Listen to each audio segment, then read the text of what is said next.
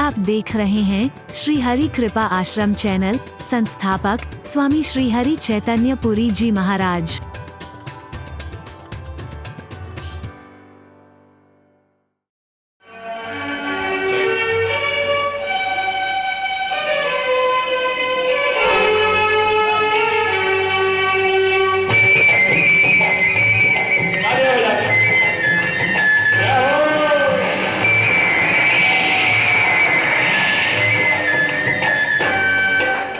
चंदा मामा से भी सुंदर है ये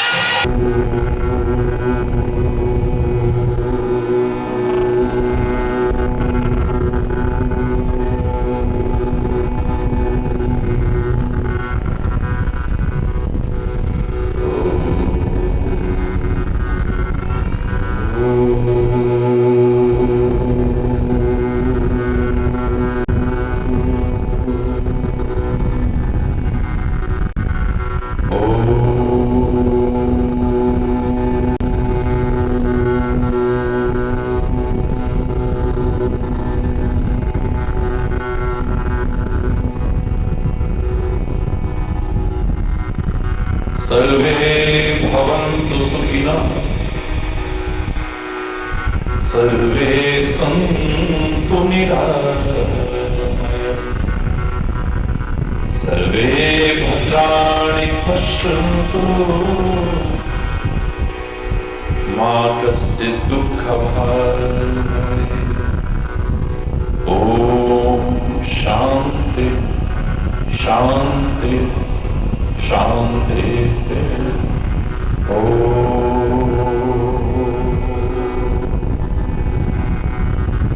वसुदेवसुतं देवं कंसचाणूरमर्दनं देवकी परमानन्दं कृष्णो वन्दे जगद्गुरुं श्री कृष्ण वंदे जगद्गुरुम्। ध्यानमूलं गुरुमूर्ति पूजामूलं गुरुपदम् मंत्रमूलं गुरुर्वाक्यं मोक्षमूलं गुरुकृपा। ओम शांति शांति शांति। ओम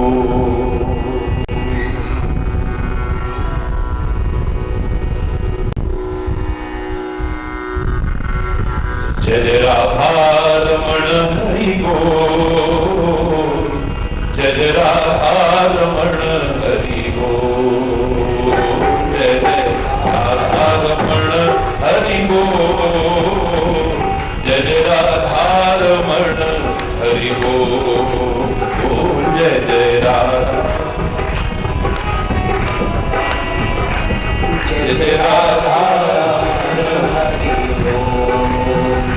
जय जय राधा रमण हरि बोल, जय जय राधा रमण हरि बोल, जय जय राधा रमण हरि बोल, जय जय राधा रमण हरि बोल, जय जय राधा रमण हरि बोल, जय जय राधा रमण हरि बोल, जय जय राधा रमण हरि बोल, जय जय राधा। ना चित्र लखा न चरित्र सुना, वह श्याम सुंदर को जाने क्या। मन में न बसे मनमोहन तो, वह ठान किसी की ठाने ही क्या। जिस बंदर ने इमली ही चखी, वह स्वाद सुधा पहचाने ही क्या। जिसने कभी प्रेम किया ही नहीं, वह प्रेम की आहों को जाने ही क्या। जय जय राधा रमण हरि बोल, जय जय राधा रमण हरि बोल, जय जय राधा रमण हरि बोल, जय जय राधा रमण।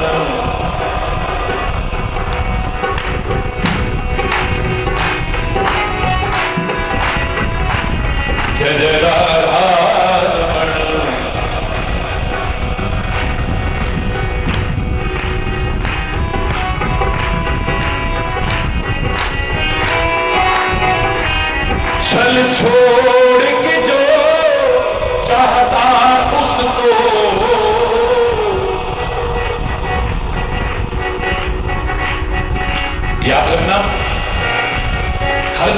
हमसे वो ऊपर है, इसलिए हम उसे ऊपर वाला कहते हैं। कोई आकाश में बैठने के कारण नहीं, कोई अंतरिक्ष में बैठने के कारण नहीं, कोई बैकुंठ में बैठने के कारण नहीं, हर चीज में हमसे ऊपर है। अगर आप उससे छल करने की कोशिश करो तो उससे बड़ा कोई छलिया नहीं। अगर तुम उससे छुपाव करने की कोशिश करो तो उससे बड़ा छुपाने वाला कोई नहीं। सारी दुनिया बनाई, आपको भी बनाया, पर आपके अंदर ऐसा छुप गया, जन्म जन्म बाहर ढूंढते रहे, भटकते रहे, लेकिन उसका जानकारी नहीं ले पाए। अरे वो अगर तुम छल करो तो उससे बड़ा छलिया कोई नहीं। अगर तुम छुपाव करो तो उससे बड़ा आइस पाइस खेलने वाला फिर कोई नहीं। ढूंढ नहीं पाओगे, जन्म जन्म में नहीं ढूंढ पाओगे। और याद रखना, अगर तुम उससे प्रेम करो तो उससे ज्यादा प्रेम करने वाला भी दुनिया में और कोई नहीं। छल छोड़ के जो चाहता उसको, वो छलिया भी उसी को चाहा करता, दिखलाता उसे छवि की किरणें, जिसका दिल दर्द रहा करता है। शाम हमारे समय ही सखा, यह मीठी सी बात कहा करता, जिन नैनों में नीर बहा करता, उन नैनों में शाम बसा करता। जय जय राधा रमण हरि बोल, जय जय राधा रमण हरि बोल, जय जय राधा रमण हरि बोल, जय जय राधा रमण हरि बोल, जय जय राधा रमण हरि बोल, जय जय राधा रमण हरि बोल, जय जय राधा रमण हरि बोल, जय जय राधा रमण, जय जय राधा रमण हरि बोल।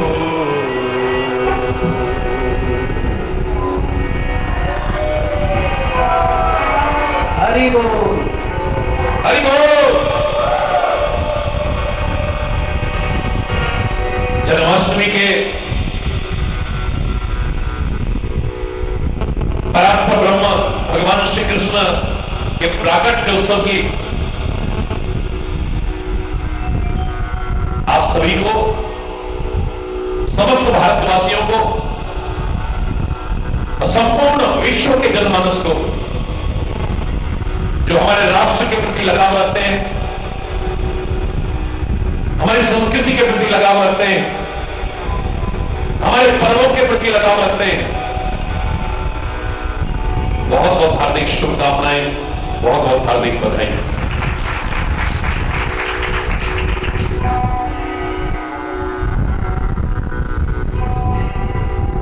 हर साल मनाते हैं हम, लेकिन विचार करो, इस एक वर्ष में क्या किया हमने? कहीं इन पर्वों को पूरा औपचारिक तो नहीं बनाते? क्या प्रेरणा ली हमने, क्या संदेश दिया हमने, क्या शिक्षा ली हमने, क्या उपदेश दिया अपने इन महापुरुषों से, अपने इन अवतारों से, अपने संतों महापुरुषों से, अपने पवित्र ग्रंथों से क्या लिया हमने? कहीं खाली अपनी कमियां छुपाने की ढाल ही तो नहीं बनाए? ये बाबा जी चिलम क्यों पीते हो? भैया ये भांग क्यों पीते हो? ये नशा क्यों करते हो? हम तो शंकर जी के उपासक हैं। अरे शिव शंकर भोलेनाथ, हरि बोल। शंकर जी ने तो जहर भी पिया, हलाहल विष, और आत्महत्या के लिए नहीं, लोकोपकार के लिए। पी लेगा तो हरि बोलना। मेरा शंकर तो कैलाश पर्वत पर नग्न रहता है, तेरी यहां सर्दियों में हालत खराब हो जाती है।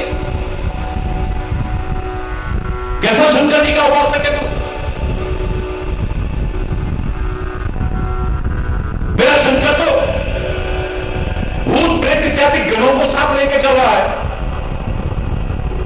और आप भूत प्रेत के नाम से इतना घबराते हो कि ढोंग पाखंड और अंधविश्वास की चौकड़ा पर नाक लगाते हो। कैसे शंकर जी के उपासक हो तुम?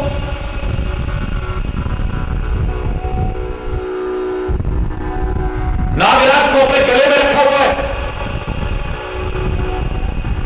हमसे तो झूठ मूठ आके कह दे तुम्हारे कमरे में सांप घुस गया, नींद आएगी उसके बाद? शंकर जी के उपासक है। लगता है अपने नशे की प्रवृत्ति को छुपाने के लिए खाली इन महापुरुषों को आड़ बनाने की कोशिश की है, और कुछ नहीं किया है। ये बहन बेटियों के साथ ऐसी भक्तियां क्यों कर रहे हो तुम? आज भारतवर्ष में कैसी कैसी घटनाएं हो रही हैं,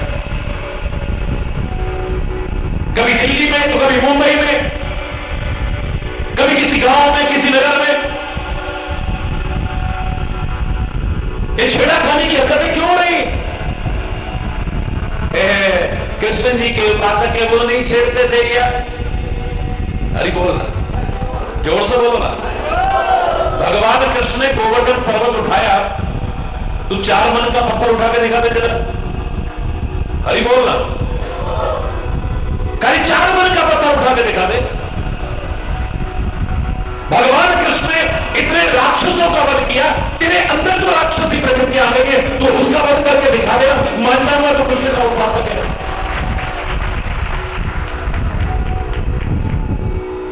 क्या हम इन संतों को, महापुरुषों को, अवतारों को, ग्रंथों को खाली अपनी कमियां छुपाने की ढाल तो नहीं बना रहे? उन्होंने क्या किया, क्यों किया, इसे जान जाए तो हमारा जीवन समझ जाएगा। मैं चैलेंज करके कह रहा हूं, हमें कोई बताने वाला नहीं। हमारी संस्कृति के साथ खिलवाड़ हो रही है, छेड़छाड़ हो रही है।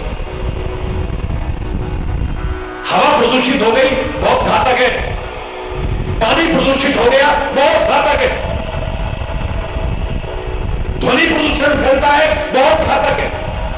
लेकिन सांस्कृतिक और वैचारिक प्रदूषण उससे भी कहीं ज्यादा घातक है। याद रखें, ये खिलवाड़ हमारे साथ। मेरी गैया मरोड़ गए हो, मेरी कलैया मरोड़ गए हो, मोए पनघट पे नंदलाल छेड़ गए हो। हमने अपने भगवान के लोगों को क्या समझा है? मुझे लगता है कि गीत रचनाकार और ये कवि लोग भी अपनी कवत्व शक्ति का नाशवान करके रख रहे हैं। मां सरस्वती हृदय में जब विहार करती है तब कविता बाहर निकलती है, और गंदे मन में अश्लीलता और फुहड़पन का भाव रखे हुए मन में कभी भी मां सरस्वती विहार कर ही नहीं सकती है। इतना याद रखें। तभी तो कितने कवि गली गली में हो गए, कुछ दिन बाद कोई जान भी नहीं पाया। सूद को अभी तक लोग याद करते, कबीर को अभी तक लोग याद करते, तुलसी ने अपना इतिहास रख दिया है, मीरा ने अपना इतिहास रख दिया है। इन रचनाओं को बना करके क्या हम, या कथाओं में, प्रवचनों में भी अब इन अवतारों को, अपने महापुरुषों को खाली एक नायक और नायिका के रूप में प्रस्तुत करके उस इतिहास को, संस्कृति को तोड़ मरोड़ करके क्या हम एक महान अपराध नहीं कर रहे हैं? मुझे तो लगता है कि भगवान श्री कृष्ण के चिंतन का एक बार फिर से पुनर्विश्लेषण करने की आवश्यकता है, फिर से चिंतन करने की आवश्यकता है, समझने की आवश्यकता है। परात्पर ब्रह्म है वो, पूर्ण ब्रह्म है वो। A little knowledge is always dangerous.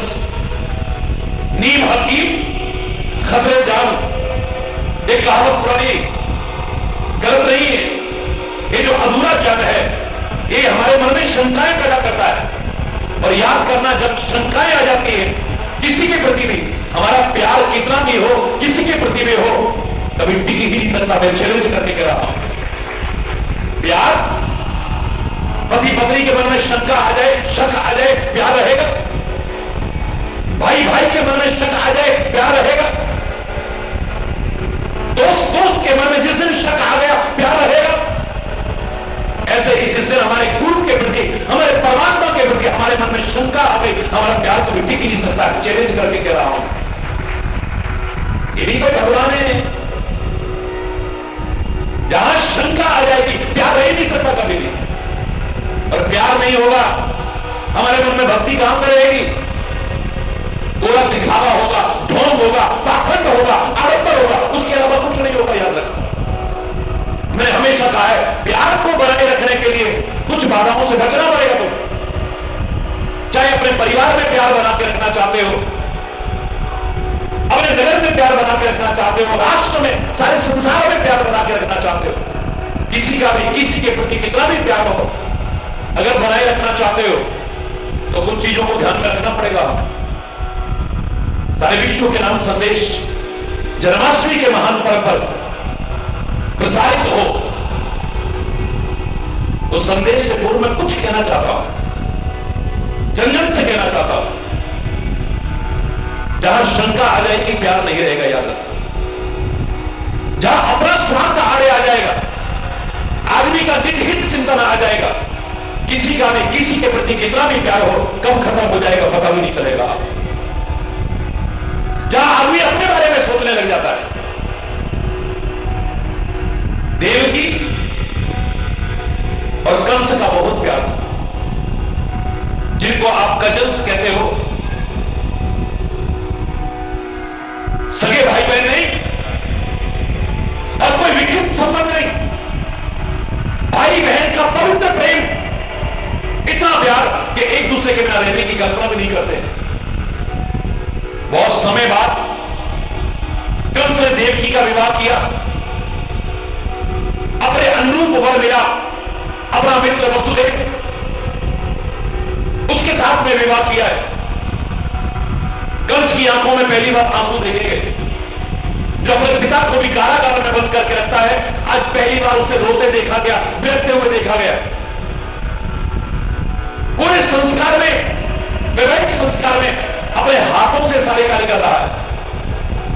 यहां तक कि जब बारात विदा होने लगी, रहा नहीं गया, रथवान को हटा करके, जिस कंस ने कभी झुकना नहीं सीखा वो अभिमानी कंस, आज रथवान को हटा करके रथ की बागडोर अपने हाथ में पकड़ता है। मैं छोड़ करके आऊंगा अपनी बहन को, कंस का इतनी देर मेरा साथ और रहेगा। मैं कैसे रहूंगा अपनी बहन के बिना, मैं कैसे रहूंगा अपनी बहन के बिना, मैं कैसे रहूंगा अपनी बहन के बिना। रो रहा है, बिलख रहा है, स्वयं रथ हाँकता हुआ जा रहा है। रास्ते में आकाशवाणी होती है, अरे वो कंस, जिस देवकी के प्यार में तो इतना पागल हुआ जा रहा है, जिसके बिना जीने की कल्पना भी नहीं कर रहा है, जानता है इसी का आत्मा पुत्र तेरा काल होगा। क्यों, कहां गया प्यार है? वो कंस जो देवकी से इतना प्यार करता था, तलवार निकाल करके देवकी की गर्दन पर रखी, देवकी की गर्दन काट के डाल देता अगर वसुदेव युक्ति संगत ज्ञान का सहारा ना देते। वसुदेव कहते हैं तेरा विरोध देवकी से नहीं, तू तो इससे बहुत प्यार करता है, तेरे को भय, तेरा विरोध मेरी 8वीं संतान से है ना।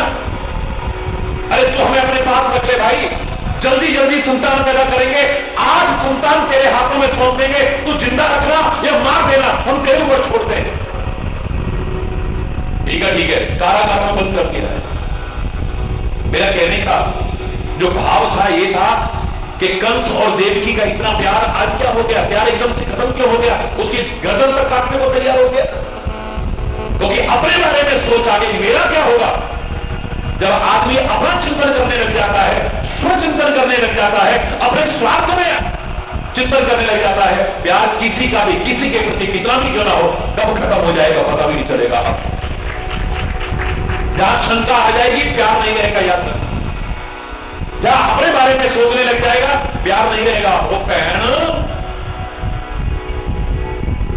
तेरी जेठानी के 3 बच्चे, अरे बहन तेरी जेठानी के तो 3 ये बड़े बड़े छोरा,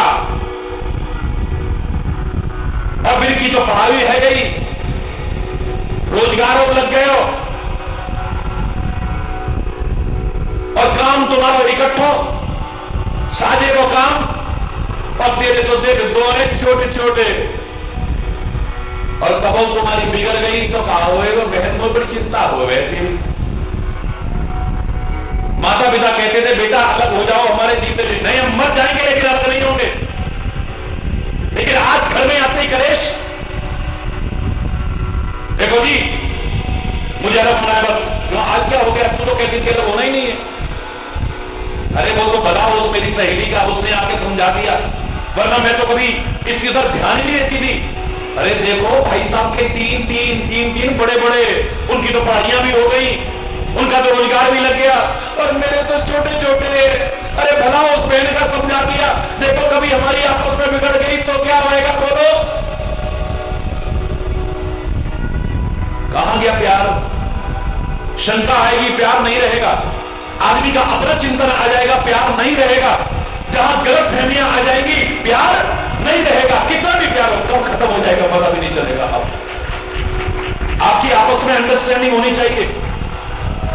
मैं कोई कथा नहीं कर रहा हूं, बड़े ध्यान से सुनिए। आपकी आपस में अंडरस्टैंडिंग होनी चाहिए, बड़ी अच्छी बात है, लेकिन मिसअंडरस्टैंडिंग से कितना बच सकते हो ये ज्यादा महत्वपूर्ण है। आपकी अंडरस्टैंडिंग है आपस में बहुत अच्छी बात है, मगर मिसअंडरस्टैंडिंग से कितना बच सकते हो, यानी गलत फहमियों से कितना बच सकते हो, ये ज्यादा जरूरी है। अगर कोई भी गलत फहमी आ गई, तुम्हारा प्यार कितना भी हो किसी के प्रति कब खत्म हो जाएगा पता भी नहीं चलेगा। अब सुग्रीव और वाली बड़ा प्यार करते थे, भाई भाई पीछे पीछे गया है, मैं दानव के पीछे दौड़ने वाले अपने भाई बाली के पीछे पीछे जा रहा है सुग्रीव, जंगल में दौड़ता दौड़ता जा रहा है, पहाड़ आया, गुफा आई, राक्षस उसमें घुस गया, क्या साक्षी है, बाली भी पीछे पीछे घुसा है। अचानक मुड़ के देखा कि सुग्रीव तुम यहां? बोले भैया मैं तुम्हारे बिना कैसे रह सकता हूं, मैं तो हर समय देखता हूं, आपका साया बन करके रहता हूं मैं, आपने कभी ध्यान ही नहीं दिया। नहीं भाई मैं भी दिल से बहुत प्यार करता हूं, तू जा वापिस चला जा। नहीं भैया मैं आपको छोड़ करके नहीं जाऊंगा। ठीक है इसके साथ युद्ध करना पड़ेगा, बहुत बलशाली है राक्षस, अगर 15 दिन तक मैं वापिस ना हूं तो सोचना कि मेरी मृत्यु हो गई। तू वापिस जाना, राज्य को संभालना, वरना तो मैं इसको मार करके वापिस आऊंगा।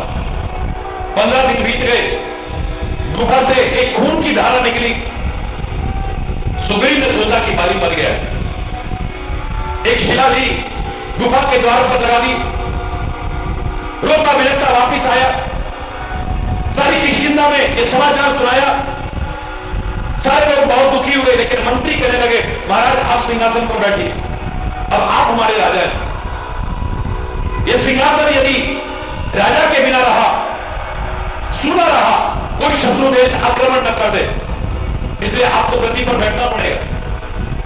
भाई के प्यार में इतना पागल हुआ पड़ा है, उसको कुछ भी अच्छा नहीं लगा है, तो राजा बनना तो बहुत बड़ी बात, लेकिन मंत्रियों ने जबरदस्ती बिठा दिया। इधर बाली उसको मार करके वापिस आता है, बाहर देखता है कि शिला लगाई है द्वार पर, किसने लगाई होगी, धक्का मारा, शिला बाहर गिरी, सुग्रीव देखा तो सुग्रीव, अच्छा कहीं सुग्रीव ने तो नहीं लगाई, एक गलतफहमी पैदा हो गई, दौड़ता हुआ आता है अपने राज्य में, महलों के अंदर प्रवेश किया, सारे लोग हैरान, हमने तो सुना था कि बाली की मृत्यु हो गई है, लेकिन एक जीवित है, एक उत्साह एक उमंग है। लेकिन जब अंदर पहुंचा, राज्य सिंहासन पर बैठे सुग्रीव को देखा, तो राजा बनना चाहता था, सोचा होगा भाई तो मर गया, मेरे को अकेला छोड़ करके आ गया, गलतफहमी और बढ़ गई। इतिहास साक्षी है, जो भाई एक दूसरे पर जान न्यौछावर करते थे, जान के दुश्मन बन गए हैं आज, सारी जिंदगी भागते रहे,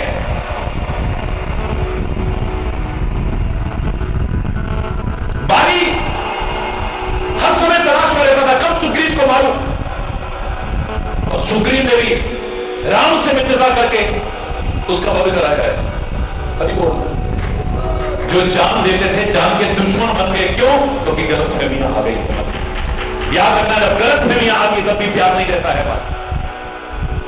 एक अभिमान जब हमारे अंदर आ जाता है, अकल हमारे अंदर आ जाती है, प्यार किसी का भी किसी के प्रति कितना भी करो, कब खत्म हो जाएगा पता भी नहीं चलेगा।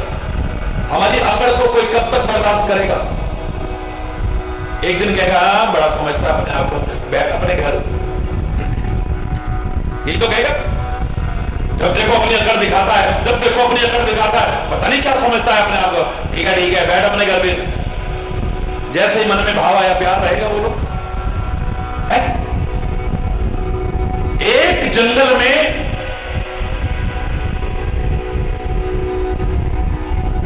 मेरी कल्पना है कि सारी भावनाएं मिलकर रहती थी। हर भाव, प्रेम भी रहता था। बाढ़ आने लगी, पानी बढ़ने लगा, यहां तक भैंस लोगों के मन में आ गया, हम कहीं डूब के मर ना जाएंगे। कोई रास्ता नजर नहीं आ रहा है, पानी बढ़ता चला जा रहा है, बढ़ता चला जा रहा है। प्रेम ने सबको बचाने के लिए एक कोशिश की। उसने एक नाव जल्दी जल्दी बनाई, सबसे कहा कि आओ बैठ जाओ इसमें। वो भाव भी बैठ गया, वो भाव भी बैठ गया, वो भी बैठ गया, वो भी बैठ गया, सब बैठ गए। देखा कि एक अभिमान नीचे बैठा हुआ है, ईगो, वो भी नीचे ही है। प्रेम नाव पर सवार था, नाव से कूदा, आकर के कहता भाई यहां क्यों खड़े हो, चलो। मैं नहीं आऊंगा, मैं नहीं आऊंगा। और बोल, ईगो, प्रेम के मन में आया कि इसको अकेले नहीं छोड़ना है, इसको अकेले नहीं छोड़ना है।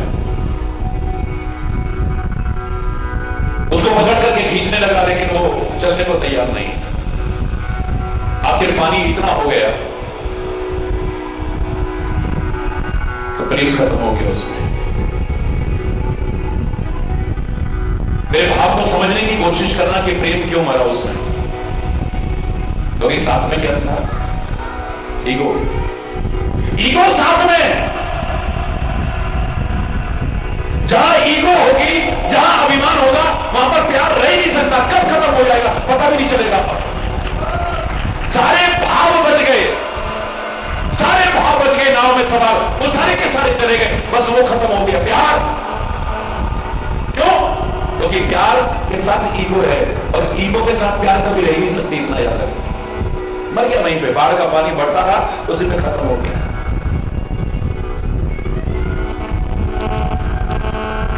जहां छुपाव आ जाता है, जहां कपट आ जाता है, वहां भी प्यार नहीं रहेगा। याद रखो,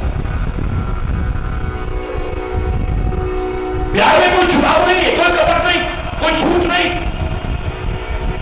क्योंकि कोई चीज छुपती तो है नहीं। एक दिन पता चलेगी, और जब पता चलेगी तो सीधे सीधे मुंह से ही निकलेगा, मुझसे छुपाया। मुंह से भी ना निकलेगा तो दिल का इसने मुझसे छुपाया। ये भाव आते ही प्यार कब खत्म हो जाएगा पता भी नहीं चलेगा। ये कुछ चीजें हैं प्यार को खत्म कर देती हैं, याद रखें। और प्यार अगर पैदा करना है तो किसी के बारे में अधूरा जानने की कोशिश मत करना। याद रखें, जब तुम अधूरा जानने की कोशिश करते हो, एक बच्चा आया, महाराज जी फलाना कह रहा था तुम्हारे महाराज जी तो हवाई जहाज में भी घूमते हैं, गाड़ी में भी घूमते हैं, उसमें भी जाते हैं। तो बेटा मैंने कहा तुमने क्या कहा? मैंने कहा अबे पहले महाराज जी के बारे में जान ले, सारे हिंदुस्तान की पैदल यात्रा भी की है उन्होंने, वो तो तेरे को पता ही नहीं। अरे बोल, a little knowledge is always dangerous. याद रख, वही परमात्मा श्री कृष्ण के बारे में भी मैं कहूं कि हमने अधूरा समझा है, अधूरा जाना है, अधूरा पढ़ा है, अधूरा पढ़ाया है, अधूरा सीखा है और अधूरा सिखाया है। बस जहां शंकाएं पैदा हो जाएं, एक से एक रचनाएं देखो आप, गीतकार समझेंगे अपने आप को, कवि समझेंगे अपने आप को, लेकिन शर्म आती है उनकी रचनाओं में अपने परमात्मा के प्रति, क्योंकि हमने उसने अपने परमात्मा को अपनी मां भी कहा है। तुमेव माताश्च पिता तुमेव बंधुश्च सखा तुमेव विद्या प्रवीणम तुमेव सर्वम ममदेव। अपनी मां कहा है, अपना पिता कहा है, अपना भाई कहा है, अपना सखा कहा है, अपना सर्वस्व कहा है। उसके प्रति गलत भाव तो हमारे मन में आना भी नहीं चाहिए। परमात्मा क्योंकि अधूरा जाना हमने, उसने कंकड़ियां मारी ये तो हमें पता है, लेकिन गोवर्धन पर्वत भी उठाया इसे भूल जाते हैं। कंकड़ियां मारना याद है हमें, लेकिन उसने गोवर्धन पर्वत भी उठाया ये हमें याद नहीं रहता है। उसने चीर हरण की लीला की,